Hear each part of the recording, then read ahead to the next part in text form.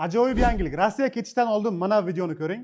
Mana bu sertifikatni olaman deb odamlarning sochi oqarib ketyapti-ku. Endilikda mana shu sertifikatni O'zbekistondan turib olsangiz ham bo'ladi. Endilikda Rossiya bormasdan turib sertifikatni O'zbekistondan olib ketsalaringiz ham bo'ladi. Ko'pchilik aka-ukalarimizni qiynaydigan muammolardan bittasi bu hujjat muammosi. Bugun mana shulardan ba'zi birlariga yechim berib o'tib ketamiz. Agarda sizlarga sertifikatni O'zbekistondan olib ketish haqiqatan ham qiziq bo'lsa, kommentariyaga yozib qoldiring.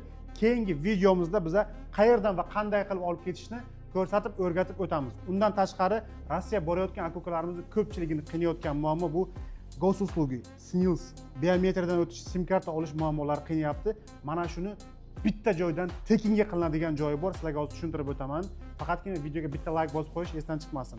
Metro Partizanskiydan chiqqanlaringizda Targov sentr ichida Megafon ofisiga kirsalaringiz, sim kartani sotib olasizlar.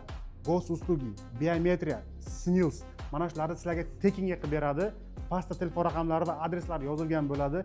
Videoga bitta like bosib, videoni musofirchilikda yurgan va musofirchilikka ketayotgan tanishlaringizga jo'natib qo'yinglar, qiynalib yurishmasin.